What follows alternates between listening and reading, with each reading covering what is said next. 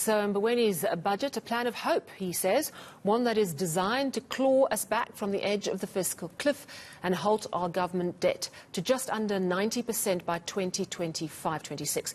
He also says it's not an austerity budget, with increases in grants planned, although of course very minimal. But he is relying on tax collection and controlling the public sector wage bill to get to his goal. So can he do it?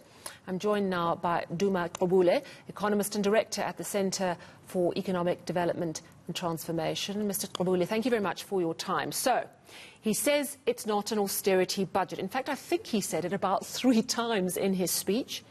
Is it an austerity budget in your view? You know, just to start off, I'm very happy that the minister didn't mention this 500 billion rand stimulus, because many of us have shown that there wasn't a 500 billion rand stimulus. It was far less, about a quarter of the amount of the 500 billion stimulus. So now we have to move on. The minister's own speech has many parts of the budget review publication that show that it is an austerity budget. There isn't much of it in the budget for many South Africans. I don't know where to start. Well, non-interest expenditure declines over 3 years by about 39 billion rands, 0.8% a year. Government consumption spending declines for 3 years, 0.1% this year, 1.7% next year, and 1.6% the next year. And I could go on. The total spending is capped at 2 trillion for the 3 years.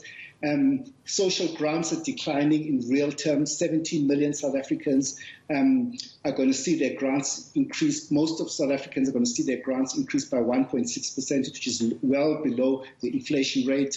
The public sector workers, we're going to see job cuts in the public sector. In the public sector, for the first time, Treasury says that there will be headcount reductions. So there isn't much in the budget for many people in South Africa. I mean, he says we're not like Greece. That's real austerity. You know, we're not cutting grants completely, as an extreme example. And he's saying he's doing all of this so that we can get a handle on our debt, stabilize it by around 2025, and that will stop us going over the fiscal cliff and spiralling into non-existence, I presume. Do you think it's a good plan? Do you think it's realistic? Do you think we can get there?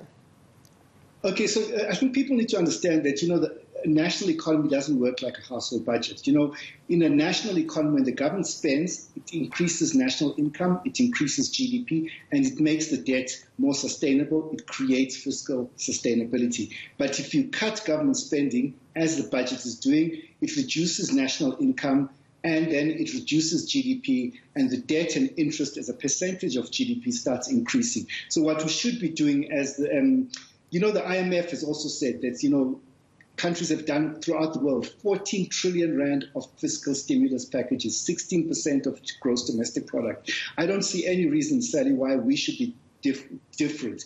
Countries throughout the world are doing whatever it takes to get this crisis behind them. But where would we get the money? I mean, as he said, we owe a lot of people a lot of money. Surely if we continue to spend, the sort of the spending our way out of the problem concept, isn't that just going to, first of all, where will the money come from? But secondly, isn't that going to make us less and less attractive to investment?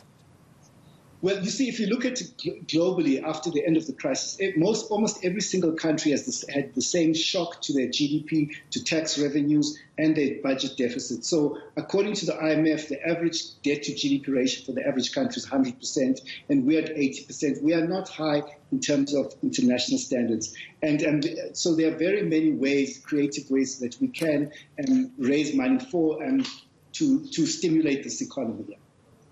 All right, well, thank you very much for your views this evening. We do appreciate it. Duma Gqubule, he, of course, is an economist and director at the Centre for Economic Development and Transformation.